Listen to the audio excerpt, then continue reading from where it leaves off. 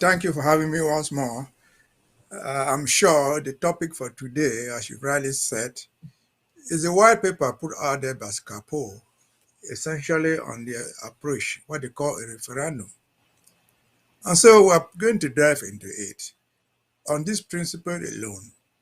Somewhere in that paper, SCAPO says that uh, there are so many different opinions in Ambazonia among British Southern Carolina. There are federalists, there are unionists, and they are independentists. That's right. But when we proceed as an IG, we present the position of the IG, the consensus of all those things, the majority consensus of federalists, independentists, and unionists, whatever they call it.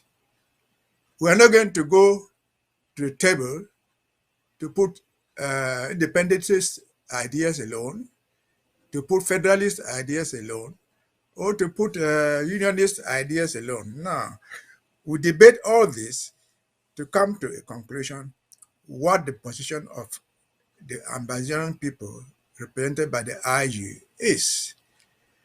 And I would add that say, I take SCAPO's position seriously for two reasons.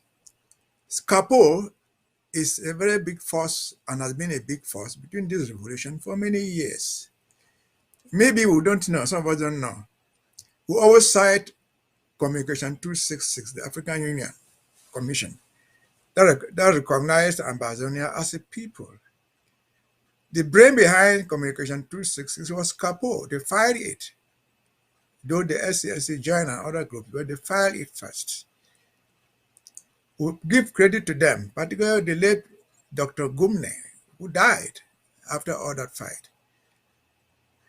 We always cite Abuja High Court decision of 2002, where Nigeria, the federal government of Nigeria, was forced to came to concede that they would present Ambazonia case at all international levels.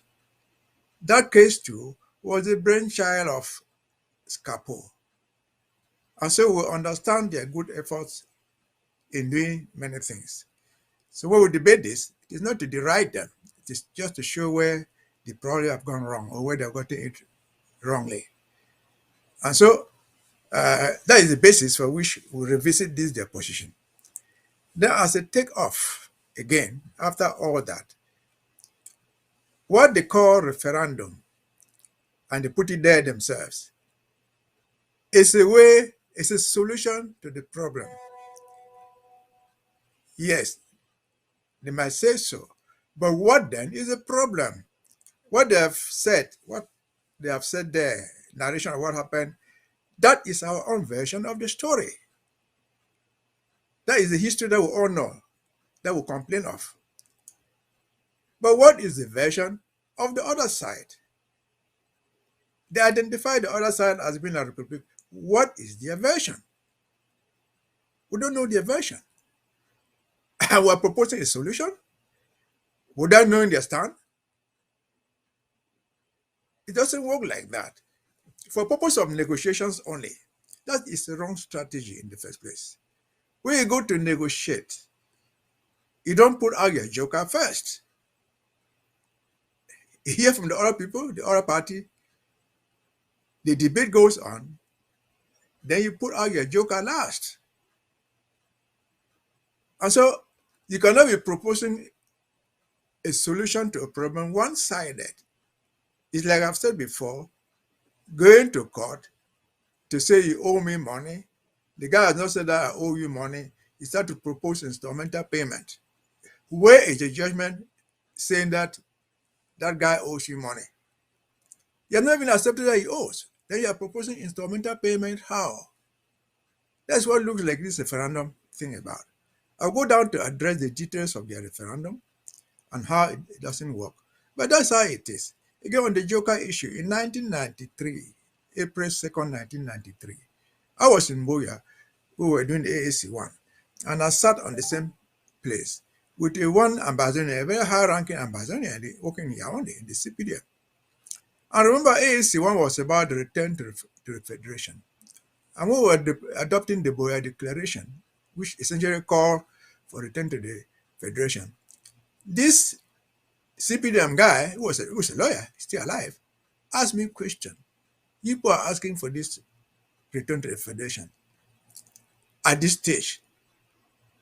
And what is your last stand? What is your fallback situation? That's how she called it. What's your fallback situation? In other words, if they don't give you the federation, what will you fall back on? Because you go to the negotiation table, you don't expect your opponent to give you what you want. And so it's the same thing like this referendum thing. And what did I understand by that? I didn't understand until many years passed. I realized that asking for a federation in 1993 in the AAC was even wrong. Asking for a return to a federation was wrong. If we had met in Boya and asked that we were going away with that big crowd, and met in Bamanda and insisted they were going away, that would have given Yaoundé the opportunity to come back and say, instead of going away, come back for a federation. But we put a federation first. They didn't give us. I want nothing to offer.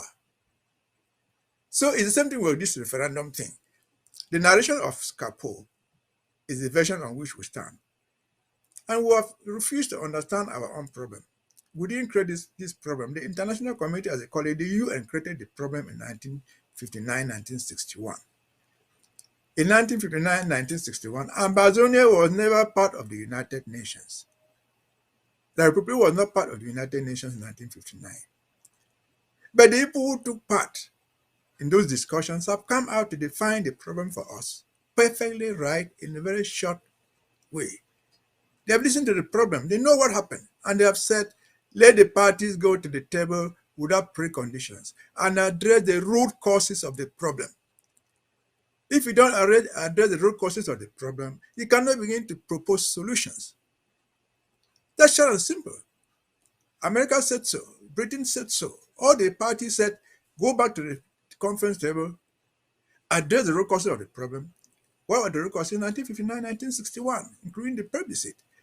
Until we address that, before the people who took us there, the United Nations, the Americans, the British, the Germans, and whoever, do we then say, okay, after having addressed this, these are the solutions we propose? That's the introductory part of it. Over to you.